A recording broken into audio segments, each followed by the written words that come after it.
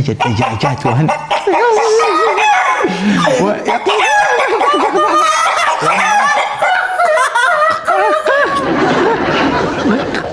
فكان الناس يستغربون ماذا تقول الدجاجات، فكان يقول الحسين قد قتل، الحسين قد قتل.